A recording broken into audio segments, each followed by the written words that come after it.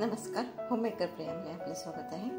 आज मी बनवणार आहे कच्च्या कैरीची आमटी किंवा तुम्ही त्याला आंबट पण म्हणू शकता।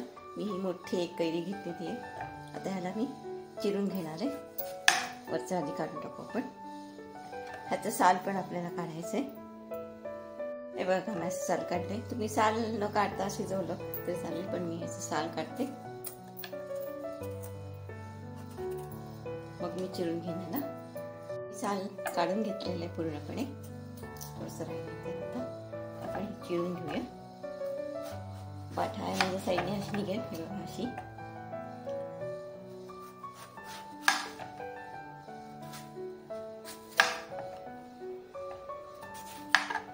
व्यवस्थित चिरून घेऊया।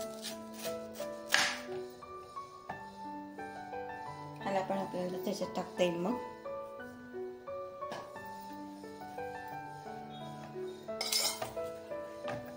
थोडे मोठे तुकडे केले तरी चालेल, एवढे ठेवायचे।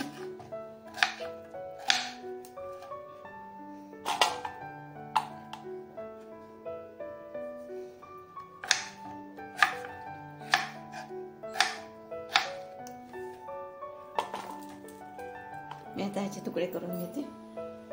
आपली कैरी चिरली गेलेली आहे। आता ह्याच्यात टाकायची आपल्याला हळद। पाव चमचाच टाकायची। नंतर ह्याच्यातच आपल्याला मीठ टाकायचे। मग आपल्याला जी आमटी बनवायची त्याच्यात थोडंसं लागेल। ह्याच्याप्रमाणेच टाकले। आणि आपल्याला ह्याच्यात अर्धा कप गूळ घ्यायचा आहे। तुम्ही जास्त पण घालू शकता, जशी ग्रेव्ही असली तसं। आणि ह्याला आता 10 ते 15 मिनिट आपण टाकून ठेवायचं। हे असं टॉस करायचं।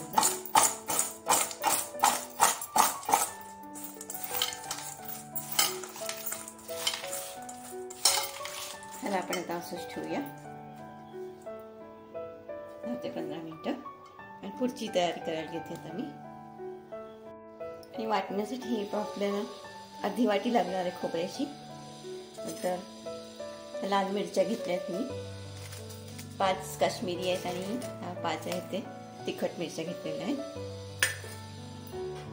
धणे 2 टेबलस्पून आहेत, तुम्ही अजून वाढवू पण शकता। आणि आपल्याला ग्रेव्ही घट्ट करण्यासाठी हे तांदूळ घेतलेत मी, ते अर्धा टीस्पून आहे। आणि उडदाची डाळ पण अर्धा टीस्पून आहे। कढईखाली गॅस लावलेलाच आहे। आपण आता धणे भाजून घेऊ आधी। थोडासा मीडियमच ठेवलाय मी गॅस।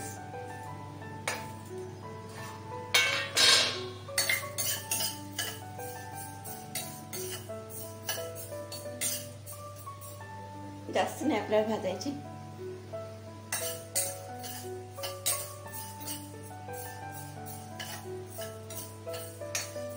धण्याचा असा सुगंध सुटेल आपल्या, मग काढून घ्यायची।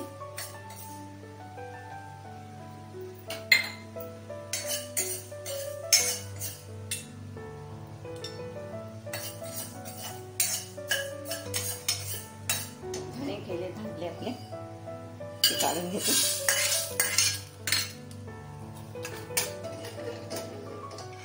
आता आपल्याला मिरच्या भाजायच्या, त्या पण थोड्याशा भाजून घ्यायच्या। थोड्याशा कडक होतील एवढ्या। आपल्या मिरच्या पण भाजून झाले, त्या पण काढून घेते।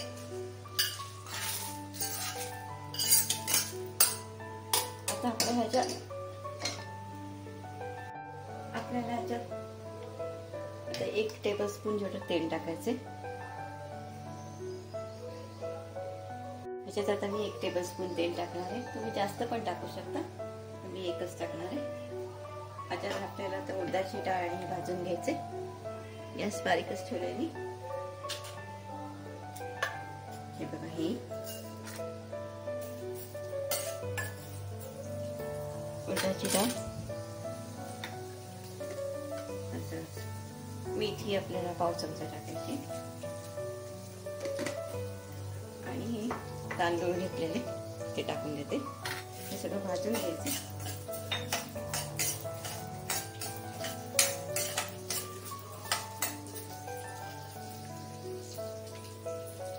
आपलं भाजून झालंय. मी आता हे सगळं मिक्सरच्या भांड्यात काढून घेते आणि ही जी आपल्याला एकदम बारीक पेस्ट बनवायची.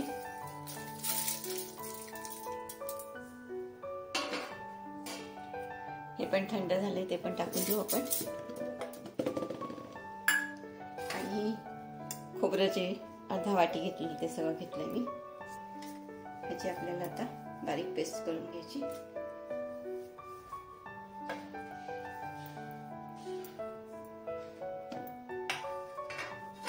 मी सगळं आता हे वाटून घेते. आपल्याला ही कैरी आता डायरेक्ट बघा असं छान त्याला गुळाचं पाणी सुटलेलं आहे. तर ह्याचे डायरेक्ट आपल्याला टाकून द्यायची. ह्याच्यात आपल्याला तेल नाही टाकायचं. तेल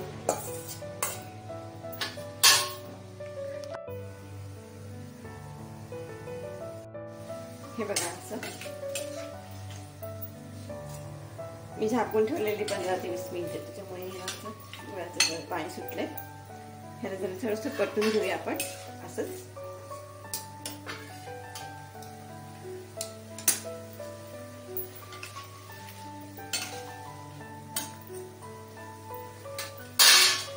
आता हे मी जे वाटण वाटलेलं होतं त्याच्यासाठी ते टाकून देते. गॅस आपण थोडा बारीकच ठेवूया. आणि वाटलं तर मग वरनं मीठ घालायचं. बाकी आता आपल्याला त्याच्यात काहीच घालायचं नाहीये.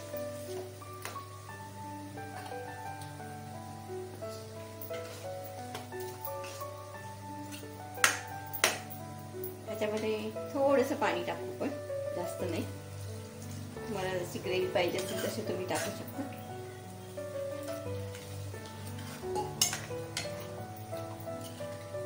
तर मी ह्याच्यात मीठ टेस्ट करून बघते. का आपण वाटण टाकल्यामुळे थोडंसं आपल्याला मीठ टाकावं लागेल. ह्याच्यात मी अजून थोडंसं चवीपुरतं मीठ टाकून देते. कैरीला लावलेलं आता परत थोडंसं टाकून दिलं. आता ही आपल्याला 10 ते 15 मिनिटं लागतील. मी झाकते म्हणजे आपलं हे छान शिजेल कैरी. आपली बघा चांगलं उकळले. कैरी पण छान शिजली आहे बघा. आता मी हे बंद करते आणि ह्याला वरनं फोडणी देते. ह्याच्यात आता फोडणीसाठी मी तेल जवळजवळ 1 टेबलस्पून घेणार आहे. 1 ते 2 टेबलस्पून होईल एवढं. तापलं की आपण मग हिंग, मोहरी, जिरे आणि कढीपत्ता टाकायचं फोडणीला.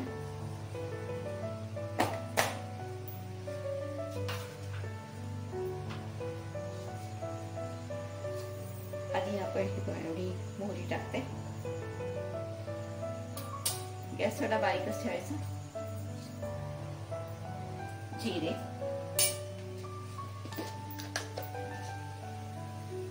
थोडासा हिंग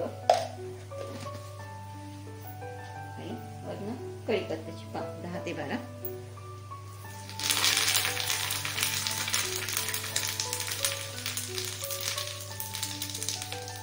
थोडी होऊन द्यायची 1 सेकंद. आता ह्याला मी वरनं फोडणी देते आणि आपण झाकून ठेवूया. आपली कैरीची आमटी तयार झालेली आहे. आपली ही कैरीची आमटी तयार झालेली आहे. तुम्ही त्याला आंबट पण म्हणू शकता. माझा हा कैरीच्या आमटीचा जर तुम्हाला व्हिडिओ आवडला असेल, लाईक करा, शेअर करा, सबस्क्राईब करा.